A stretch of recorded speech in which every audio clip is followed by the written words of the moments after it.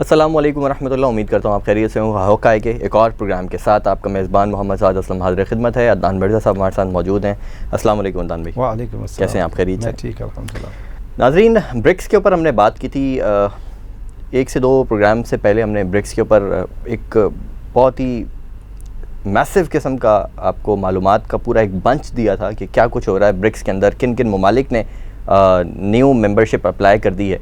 और मीटिंग एक होनी थी, बहुत इम्पॉर्टेंट, बहुत अहम मीटिंग थी इनकी, जो मुनक्किद होनी थी वो हो चुकी है। उसके बाद अब सूरत हाल क्या है, इसी के ऊपर आज हमने एक अपडेट देने के लिए आपको ये प्रोग्राम मुनक्किद किया है। अदनान भाई से गुफ्तगू का आगाज़ करते हैं। अदनान भाई, क्या अपडेट्स हैं आपके पास ब्रिक्स के हवाले से? जी, तो जैसा कि हमने बात पहले की थी कि तकरीबन ये जो 5 कंट्रीज़ का ग्रुप है जी, इसमें 40 लोगों ने ये 40 ममालिक ने और अप्लाई किया था। और नहीं, 40 ममालिक ने ये अपनी ख्वाहिश जाहिर की थी कि हम इसको ज्वाइन करना चाहते हैं। 23 ममालिक ने ऑफिशियली अप्लाई किया था। ठीक है। अच्छा, उन 23 में से इन्होंने 6 को इन्विटेशन दिया। 6 को दिया? 6 को इन्विटेशन दिया। तो उसमें बड़े बड़े नाम हैं। उसमें सऊदी अरेबिया है, ईरान है, UAE है, इजिप्ट है। ठीक है। तो ये तो 4 आपके जो मेन आपका आप समझे मेन स्ट्रीम के मिडिल ममालिक ईस्ट हैं, के अंदर मिडिल जो है ना ईस्ट के। आपका ये आ गया। ये ऑयल रिच कंट्रीज़ हैं। इजिप्ट के अलावा ये आपको ईरान, सऊदी बिल्कुल। और UAE। फिर इजिप्ट की एक अलग पावर है। बेसिकली ये अरब ममालिक में जो है सबसे ज़्यादा आबादी वाला एक मुल्क है। और ट्रेडिशनली इनकी एक वैल्यू है। आई मीन नाइल वहाँ पे है। और चलें वो एक हो गया। फिर इथियोपिया है, वो भी उसी रीजन में ही है। फिर एक इन्होंने साउथ अमेरिका से कंट्री ली है, अर्जेंटीना। ओके, ठीक है। तो ये ब्राज़ील, ये इंटरेस्टिंग पॉइंट हाँ, है। तो ब्राज़ील एक बड़ी कंट्री है साउथ अमेरिका के अंदर। दूसरी बड़ी कंट्री जो है अर्जेंटीना है। तो इन्होंने ये बेसिकली उनको ऑफिशियली एक्सेप्ट कर इनविटेशन भेजा। तो इनकी जो मेंबरशिप है बेसिकली 1 जनवरी से शुरू हो जाएगी। ठीक है जी। तो ये एक वेस्ट के लिए एक ये बहुत ही बड़ा आप कह रहे सेटबैक है। क्योंकि ये सब कंट्रीज़ जो है रिसोर्स रिच कंट्रीज़ हैं। बिल्कुल। और वेस्ट इनको बहुत अरसे से जो है ना अपने जो लेकिन अपनी पावर को स्ट्रेंथन करने के लिए इनको इस्तेमाल करता है। और सऊदी अरेबिया, UAE और ईरान को एक साथ एक ग्रुप में होना, इट्स अ बिग डील। बहुत बड़ी चीज़ है। बहुत बड़ी चीज़ है। तो ये बेसिकली ये आपको आने वाले दिनों के बारे में ये पता चल जाएगा कि जो पावर प्ले है वो बेसिकली अब वेस्ट से निकल रहा है, शिफ्ट हो रहा है, पैराडाइम शिफ्ट हो रहा है। बिल्कुल पैराडाइम शिफ्ट हो रहा है। और इसका मोस्टली एशिया के अंदर ही आएगा। और इसमें UAE और ईरान और Saudi Arabia, they're gonna be major players. क्योंकि आप देख लें कि वेस्ट ने जो US ने जो अपनी हुकूमत सुपर पावर मेंटेन किया वो बेसिकली इसी बेस पे किया। उन्होंने ऑयल को हर जगह से कंट्रोल करना है। एग्जैक्टली। कि वो नहीं चाहता था कि चाइना के पास ऑयल जाए, इंडिया के पास ऑयल जाए। अब जब वो सऊदी और UAE और ईरान जो हैं, जो ऑयल रिच बेसिकली कंट्रीज हैं, वो एक ऐसे मुआहदे में है जिसमें इंडिया और चाइना को आप एक्सेस दे रहे हैं बेसिकली। एग्जैक्टली। तो आप इस चीज़ को रोक नहीं सकते कि US जो है कभी भी नीचे जा सकता है बेसिकली, US डॉलर जो है। ठीक है अदनान में एक तरफ तो ये सूरत हाल है कि US कभी भी नीचे जा सकता है, लेकिन दूसरी तरफ सूरत हाल जो है वो थोड़ी सी हमारे एंड से तशवीशनाक इसलिए है कि पाकिस्तान जी ज़ाहिर है एक तरह से मैं अब थोड़ा सा लफ्ज़ इस्तेमाल कर रहा हूँ, US की कॉलोनी बन चुका है एक तरह से। ठीक है, IMF है या फिर जो भी चीज़ें हैं, जो कुछ माजी में होता रहा है, या एक तरह से बहुत ज़्यादा अमेरिका का जो है ना वो यहाँ पर इम्प्रेशन भी है, यहाँ पर अमेरिका रूल भी करता है। और यहाँ का हुक्मरान तबका जो है वो वहाँ से डायरेक्ट बहुत सारे ऑर्डर्स लेकर भी चलता है। और IMF तो पूरा आपका गवर्नेंस जो आपकी पॉलिसी है वो सेट करके दे रही है अब आपको, और आपको उसके मुताबिक चलना होता है। जो इस वक्त हालात हैं वो भी इसी वजह से हैं। तो अगर बहुत ज़्यादा हम डीप डिगिंग करें तो बहुत सारी तारें जो है वो डायरेक्टली जुड़ रही होती हैं। इस पर क्या कहेंगे? देखिए, पाकिस्तान सिर्फ अभी से कॉलोनी एक तरह से नहीं है। आई मीन देखिए जो कॉलोनी वाला सिस्टम था, जहाँ पे भी रिसोर्सेज ज़्यादा थे और US को ऐसा लगा कि अब तो मैं वॉर जीत गया हूँ, मैंने यूरोपियंस को भी एक तरह से सबडू किया हुआ है, तो ये सब अंडर द थंब है। तो जिन कॉलोनीज़ जो कॉलोनीज़ थी, ब्रिटिश की, फ्रांस की और इटली की और स्पेन की और पोर्तुगल की, हर जगह US ने अपना जो है ना बेसिकली हिस्सा लेने के लिए पहुंचा है। तो पाकिस्तान इज़ नो एक्सेप्शन।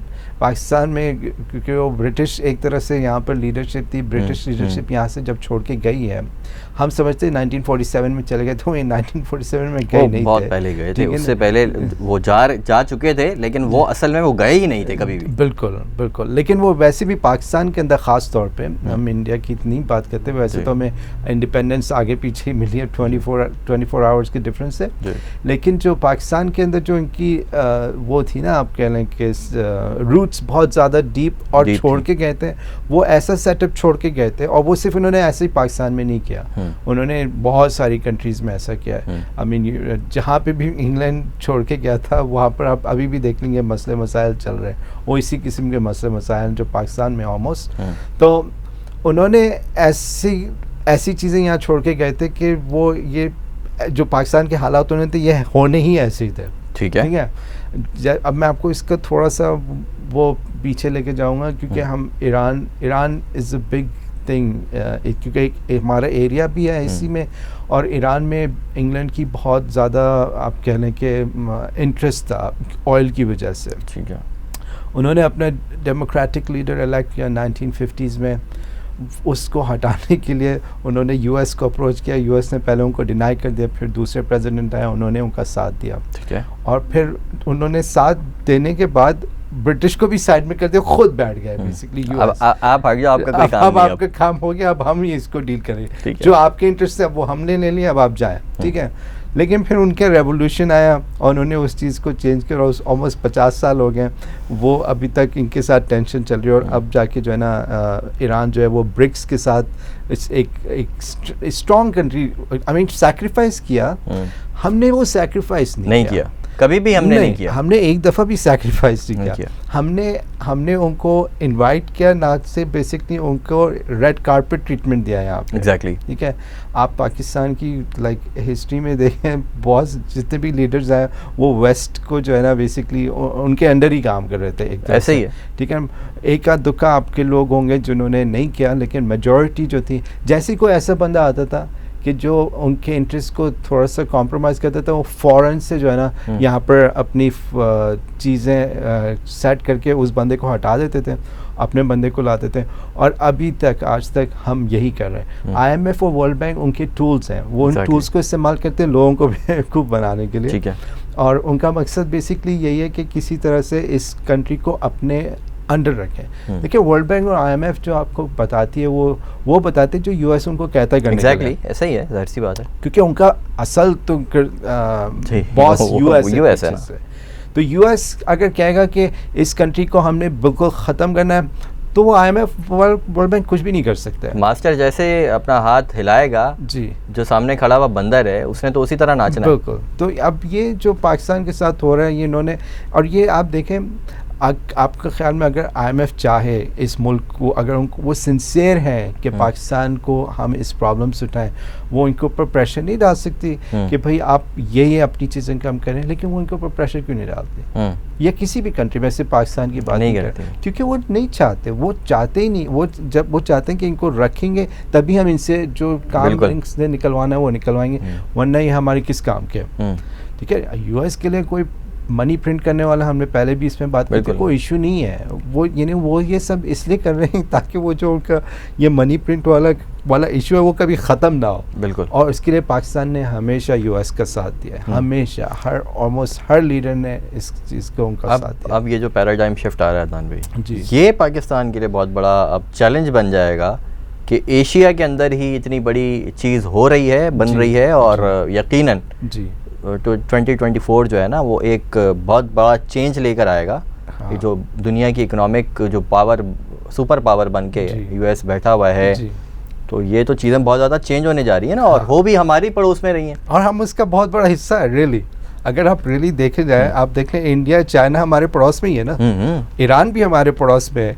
हम अकेले हैं जो इस चीज़ को रोक रहे हैं। एग्जैक्टली। आप जरा ये देखें, यही मैं सोच कर ये परेशानी है कि अब क्या होगा हमारा। अब हमारे लिए ये इसलिए हमारे लिए क्रूशल टाइम है, इसलिए हमारे लिए क्रूशल टाइम है, और इसलिए हमारी लीडरशिप जो अभी ये जो आप कियोस देख रही हैं जानबूझ के है। क्योंकि वो चाहते ही नहीं कि कोई ऐसा बंदा आए जो पाकिस्तान के मफाद में काम करे। अगर कोई पाकिस्तान के मफाद में काम करेगा तो उस हमारे मफाद और यूएस के मफाद एक नहीं है, हो ही नहीं सकते। नहीं तो किसी भी तरह से एक नहीं हो सकते। हाँ, तो वो एक चीज़ है, हमें इस चीज़ को समझना है कि इसलिए जो हमारी अभी की सूरत हाल है, जो लीडरशिप क्राइसिस इस कंट्री में, वो सिर्फ इसीलिए कि इस मुल्क के अंदर ऐसे अनासर मौजूद हैं जो नहीं चाहते, जो अपने मफाद को ऊपर रख रहे हैं और मुल्क के मफाद को नीचे रख रहे हैं, और वो इस वक्त पावर में है।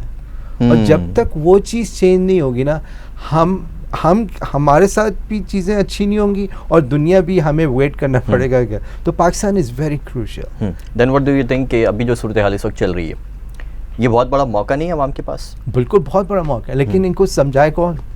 आप समझे, लोगों को यही नहीं पता कि हमारे साथ देखें, जब किसी प्रॉब्लम को रिजॉल्व करने के लिए ज़रूरी है कि आप उस प्रॉब्लम को सही तरह से समझें। हम ये सही समझ ही नहीं पा रहे कि हमारे असल दोस्त इस मुल्क में कौन है और दुश्मन कौन है इस मुल्क में, और बाहर भी कौन हमारे असल दोस्त हैं और कौन हमारे दुश्मन है।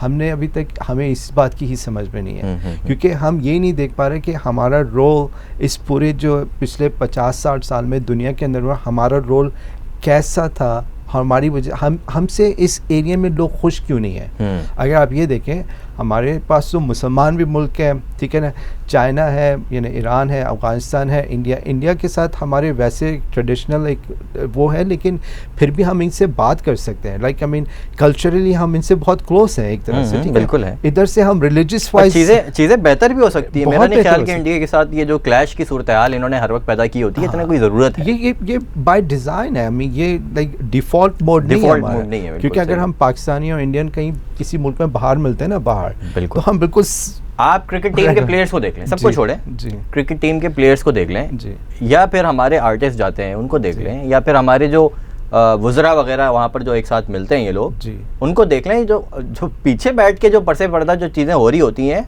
वो मंजर आम पर उस तरह होती नहीं है। बिल्कुल। और ये पीछे बैठ के किस तरह होती हैं वो हमें सबको पता है। मेरा ख्याल ये है कि आवाम को भी बहुत हद तक पता है, और ये ठीक है। ड्रेसिंग रूम के अंदर आप बैठ के अगर जो एक साथ खाने खाते हैं, तो वो आपका कल्चरल भी एक चीज़ें सारी एक जैसी हैं, सारी चीज़ें पड़ोसी हैं, फिर एक दोस्ताना चीज़ें उस तरह की हैं। मेरा ख्याल है कि कश्मीर वाली सूरत हाल भी इतनी अबतर जो है वो हमारे हुक्मरानों की वजह से बनी हुई है। आई मीन उसकी बहुत सारी डायनामिक्स हैं। मैं ये नहीं कह रहा कि इश्यूज़ नहीं है, ऐसा नहीं है कि इश्यूज़ नहीं है, इश्यूज़ हैं, लेकिन वो रिजॉल्वेबल हैं। आई मीन अगर सिंसियरली हम चाहें इसको रिजॉल्व करना है तो चाहते ही तो नहीं है हमारे, लेकिन वो बात ये है ना कि ये जो फॉल्ट लाइंस हैं, जो हम फॉल्ट लाइंस कहना चाहे, वो कश्मीर हो या इज़राइल और फ़लस्तीन का इशू है या अफ्रीका में कुछ इश्यूज़ हैं, ये सब गोरे बना के कहते हैं फॉल्ट लाइंस, जानबूझ के, राइट।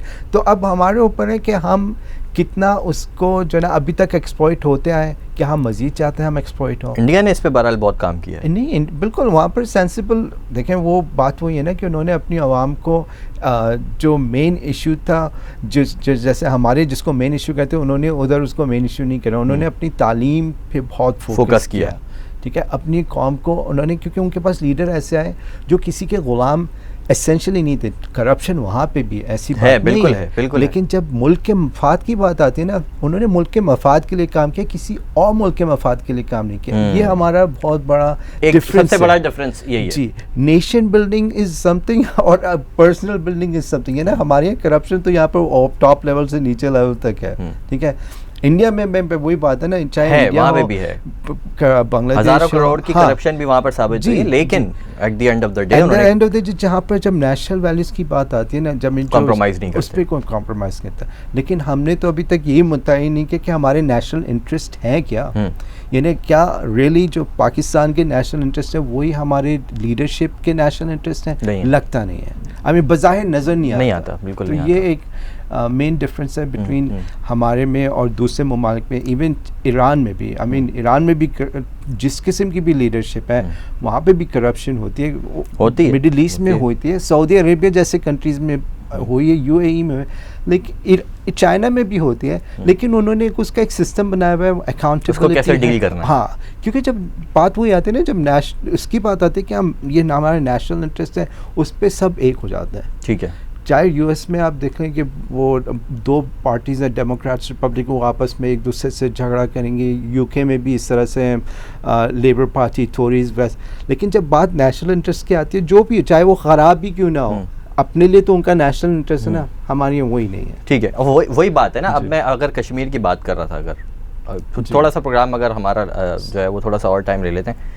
कश्मीर की जब मैं बात कर रहा था, हमारा एक तरह का नेशनल एक मसला है ना जी इंडिया के साथ, उसके ऊपर अगर हम जो है वो बहुत सिंसियर हों अपने मुल्क से, कश्मीर के लोगों से, तो फिर हमारी जो गवर्नमेंट है या हमारे जो हुक्मरान हैं, लीडरशिप जो है हमारी, वो सिंसियर होकर उसके ऊपर काम करे ना। बिल्कुल ठीक है। अगर वो कुछ भी है, अगर वो हमारा हिस्सा नहीं है, एटलीस्ट उनको किसी ना किसी तरह से दुनिया भर के जो कवानीन हैं, जो वर्ल्ड बैंक है या जो IMF है, उसकी बाउंड्री वो चीज़ें करके, या फिर यूनाइटेड नेशंस है उसके अंदर जाकर वो चीज़ें उस तरह से सेटिस्फाई करके, और एक ऐसी चीज़ सामने लाई जा सकती है। मेरा ये ख्याल है पर्सनली कि कश्मीर के अवाम को कम अज़ कम हम इस मसले के अंदर से निकालें।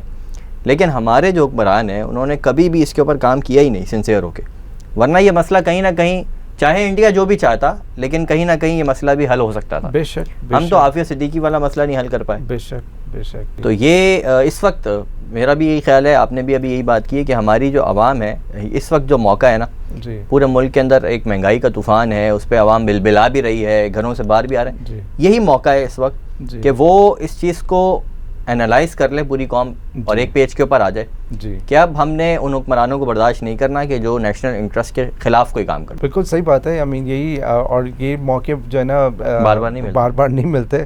अगर हमने इसको अभी अवेल नहीं किया तो आइंदा वी डोंट नो कितने दिन बाद ये इस तरह से कोई अपॉर्चुनिटी आए, फिर तो इंडिया पाकिस्तान का मैच ही आएगा, उस पर इकट्ठे होंगे, फिर ख़त्म। नहीं, हमें वाकई में आपने बिल्कुल सही कहा, हमें एज अ नेशन जो है ना ये सोचना है, इस चीज़ का तयन रियली करना है कि हमारा नेशनल इंटरेस्ट क्या है, और हमें उसको डिफेंड करना है हर हालत में।